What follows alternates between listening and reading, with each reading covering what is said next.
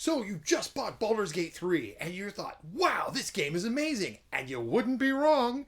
It's got character creation, huge arching storyline, gorgeous graphics, and interactive NPCs like you wouldn't believe. But wait, you as a game master suddenly see how detailed all the non-player characters are in BG3. All the way from the grand villains down to lowly rats, speak with animal spell required of course. You think, I could never put this much content into my NPCs. And as a new player coming to the game, you play BG3 and think, I want to play D&D, but I can never run a game like this. There's so much just going into a non-player character. Well, I'm here to tell you, you're right. And you're wrong. But mostly you're wrong. Is wrong too strong of a word? Wrong? Okay. So you're really, really not right.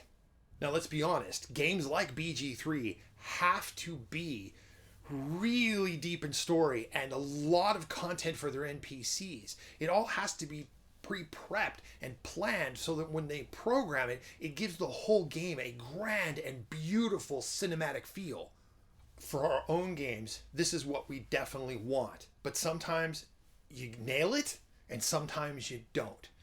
Imagine for a second you have to create all the NPCs for a village. Just one village.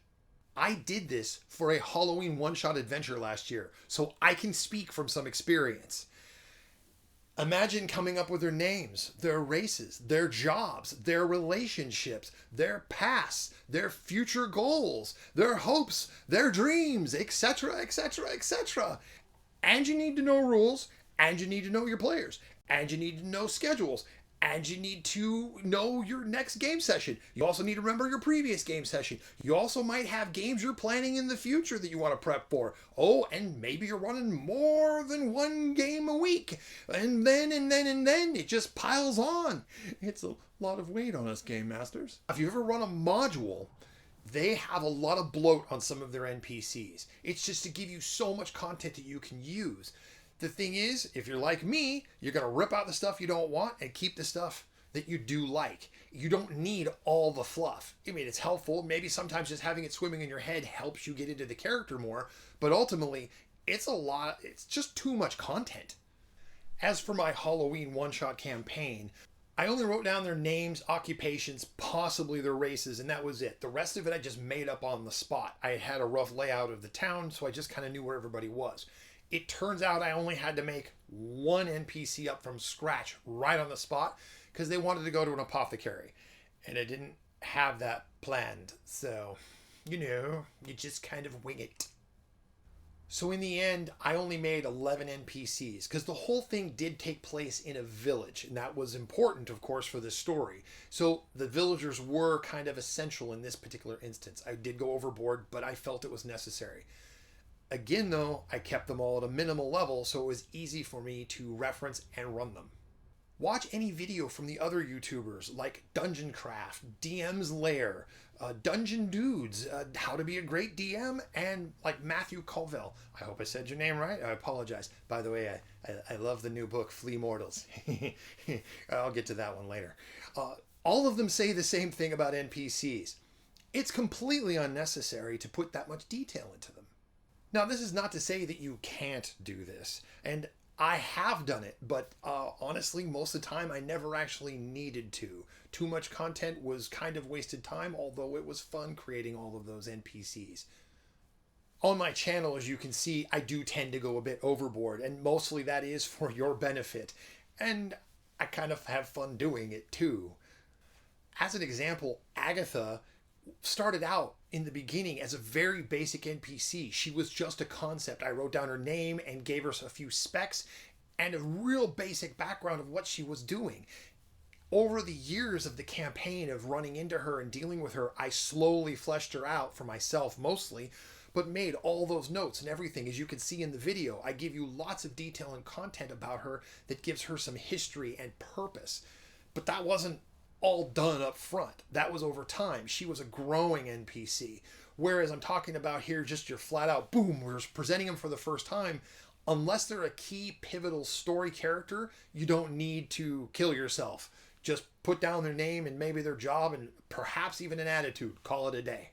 Now, I did have a second thought on the whole prepared conversations that you see in BG3.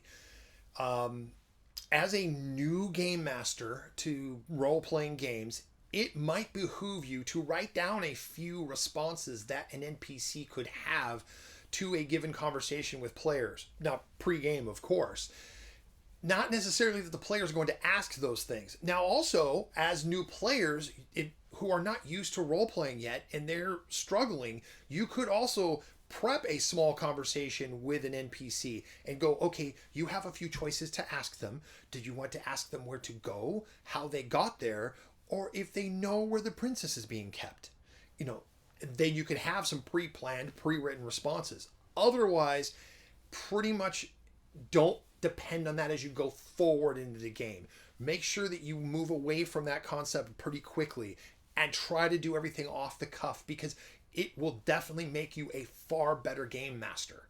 So again, don't worry about games like Baldur's Gate 3. You know, don't worry about getting that much content into your games. You don't need to, is what I'm saying. I've said it probably 1,000 times in this video, but the point is, you don't need to. 3 times. You don't need to. I've heard you say things 3 times and people pick up on that. You're still a good game master. Are the players still showing up to your table to play and enjoy the next adventure with you? I can pretty much bet they are. And the reason is, no video game can be nearly as interactive as you can at a gaming table. So this video has had me thinking about more and more of how to run an NPC for new DMs and new GMs. So in the future, I'm going to take a deeper dive into doing this and try to break it up into multiple videos to give you guys ideas that hopefully spur you further or give you the tools you need to be better game masters. I hope this pep talk has worked. I'm Ed, the Guildmaster. Thanks so much for watching this episode of NPCs for Hire, where we try to give your games a little more character. Thanks for watching. And please support this channel by liking, subscribing, and sharing with other game masters if you think this video might also help them. Thank you so much for watching. See you here next time on NPCs for Hire.